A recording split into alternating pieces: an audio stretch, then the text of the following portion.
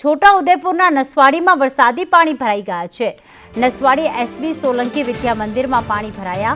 વરસાદી પાણીનો નિકાલ ન થતા સ્કૂલમાં રજા જાહેર કરવામાં આવી તો કન્યા શાળાના કમ્પાઉન્ડમાં પાણી ભરાતા ભારે હાલાકી વેઠવાનો વારો આવ્યો। ધોધમાર વરસાદ પડતા પાણી ભરાતા લોકોને હાલાકી પડી રહી છે। કન્યા શાળાનું બિલ્ડિંગ નવું જ બનેલું છે, પણ કમ્પાઉન્ડ વોલમાં હજુ પાણી ભરાય છે અને વરસાદ પડવાથી વધારે પાણી ભરાય તેવી ચિંતા વ્યક્ત કરીએ છીએ સાહેબ અને તાલુકામાં કે મામલતદારને જાણ કરીશું। છોટાઉદેપુર જિલ્લાના નસવાડીમાં જે રીતે ધોધમાર વરસાદ પડ્યો અને ખાસ કરીને વાત કરીએ તો 4 થી 6 સુધી જે અવિરત વરસાદ 2 ઇંચથી વધુ પડી ગયો છે, જેને લીધે આ જોઈ રહ્યા છો આ નસવાડી ટાઉનની મુખ્ય હાઈસ્કૂલ છે।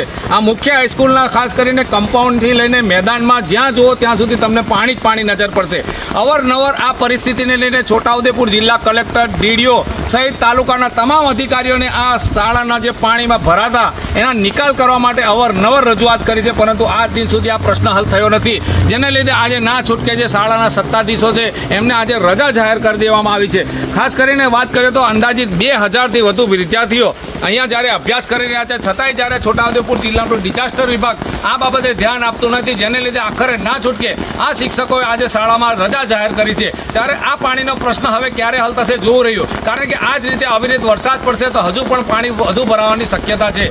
ઇરફાન મહેમાન, સંદેશ ન્યૂઝ, છોટાઉદેપુર જિલ્લામાં જે રીતે વરસાદ પડ્યો હતો, પરંતુ દ્રશ્યો જોઈ રહ્યા છો ખાસ કરીને નસવાડીની કન્યા શાળા છે। આ કન્યા શાળા નવી જ બની છે, હજુ આનું ઉદ્ઘાટન થયે 6 મહિના નથી થયા, પરંતુ જોઈ રહ્યા છો જે રીતે આ એના કમ્પાઉન્ડમાં આ પાણી ભરાયું છે। હાલ પાણી સહેજ ઓછું થઈ ગયું છે, પરંતુ જે રીતે ધોધમાર વરસાદ પડ્યો હતો જેની આ પરિસ્થિતિ છે, આ શાળામાં જે વિદ્યાર્થીઓ છે ધોરણ 1 થી 8ના છે, ખાસ કરીને શિક્ષકો ને જે વિદ્યાર્થીઓ તે વહેલી સવારના હેરાન થયા છે। સરકારી તંત્રએ ખરેખર આ જે પાણી છે એનો નિકાલ કરવો જોઈએ, કારણ કે નવી શાળા બની ગઈ પરંતુ પાણી નિકાલની કોઈ જગ્યા જ નથી, એટલે ના છૂટકે હજુ ધોધમાર વરસાદ પડે તો આ વિદ્યાર્થીઓ ફસાઈ જાય, શિક્ષકો ફસાઈ જાય તેવી પણ પરિસ્થિતિ પેદા થાય તેમ છે। ઇરફાન મહેમાન, સંદેશ ન્યૂઝ, છોટાઉદેપુર।